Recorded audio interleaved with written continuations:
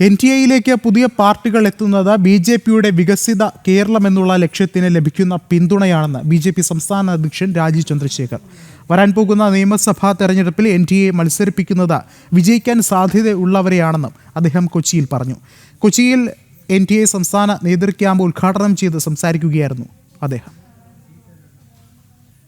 വരാൻ പോകുന്ന നിയമസഭാ തെരഞ്ഞെടുപ്പ് നിർണായകമാണ്. ഘടകകക്ഷികളെ അടക്കം ബൂത്ത് തലം മുതൽ ശക്തിപ്പെടുത്തി NDA ശക്തമാക്കാനുള്ള നിർണായകമായ തീരുമാനങ്ങളുമായാണ് നേതൃത്വം മുന്നോട്ടു പോകുന്നത്. വിജയിക്കാൻ സാധ്യതയുള്ളവരെയാണ് ഇത്തവണ മത്സരിപ്പിക്കുന്നതെന്നും രാജീവ് ചന്ദ്രശേഖർ പറഞ്ഞു. ദേശീയ ജനാധിപത്യ സഖ്യം ഈ ഇലക്ഷനിൽ മത്സരിക്കാൻ പോകുന്നത് ജയിക്കാൻ വേണ്ടിയാണ് എന്നൊരു കൃത്യമായ ഈ യോഗത്തിൽ മെസ്സേജ് പോകും. ഒരുമിച്ച് NDA സംഘടന ബൂത്ത് തലത്തിൽ നിന്ന് അസംബ്ലി സെഗ്മെന്റ് വരെ ആ ഓർഗനൈസേഷന്റെ ശക്തമാക്കുന്ന അതാണ് നമ്മുടെ ഈ യോഗത്തിന്റെ മറ്റൊരു ലക്ഷ്യം.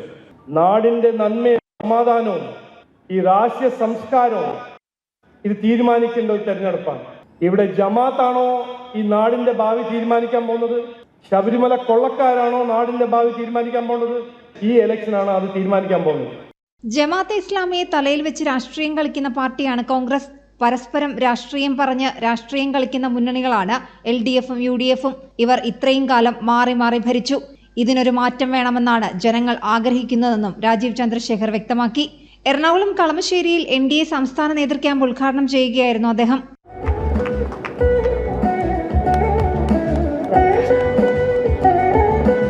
BDJ സംസ്ഥാന അധ്യക്ഷൻ തുഷാർ വെള്ളാപ്പള്ളി അധ്യക്ഷത വഹിച്ച നേതൃക്യാമ്പിൽ NDAയുടെ വിവിധ ഘടകകക്ഷി നേതാക്കളും 140 നിയോജക മണ്ഡലങ്ങളിൽ നിന്നായി 1000-ഓളം പ്രതിനിധികളും പങ്കെടുത്തു. ജനം, കൊച്ചി.